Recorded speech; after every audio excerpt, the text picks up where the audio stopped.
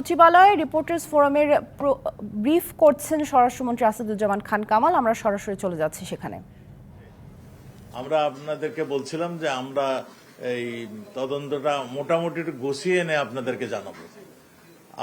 আমরা এখনো নতুন কিছু আপডেট আপনাদেরকে দিতে পারছি না, এই কারণে আমরা এখনো কিছু আরো কিছু সংবাদ আমরা পাইনি। শুধু এইটুকুই বলতে পারি যে আমরা প্রায় সবকিছুই আমাদের চিহ্নিত হয়েছে। কারা হত্যা করেছেন তাদেরকেও আমরা চিহ্নিত প্রায় কাছাকাছি এসে গিয়েছি।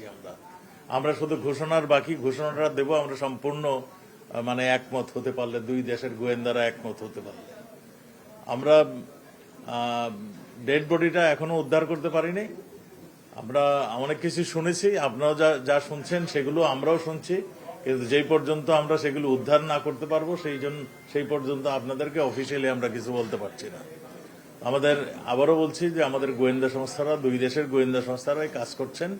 আমাদের এই আনোয়ারুল আজিম, যে আমাদের ঝিনাইদহ 4-এর এমপি, উনি 3বার না 4বার 3বারের এমপি।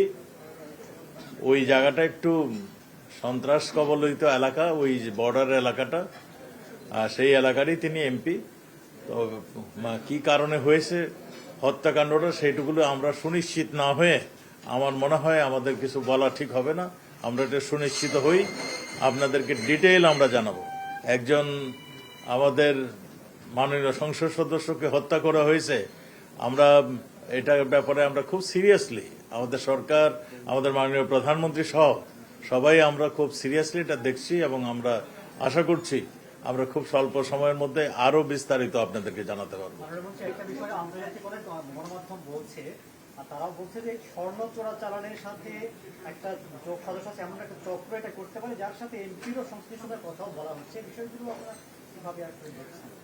আমি তো বলছি আমাদের কাছে সুনির্দিষ্ট যখন আসবে সবকিছু তখনই আমরা বলবো। আপনারা যেমন শুনছেন আমরা শুনছি, এটা তো আমাদের তো তথ্য পেতে হবে এই সমস্ত কথা বলার জন্য।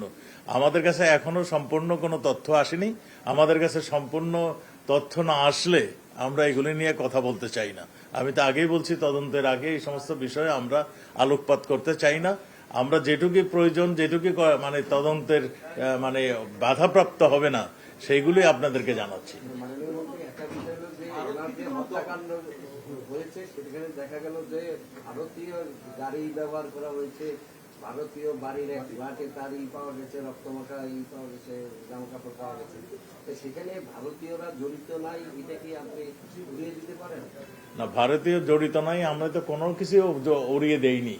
আমরা বলছি তদন্ত চলছে। আমি তো এখনো বলি নেই যে কারা কারা জড়িত, তবে আমরা বলছি আমরা একটা সম্মুখ ধারণা আমরা পেয়েছি। আমরা সেই ধারণা নিয়েই কাজ করছি।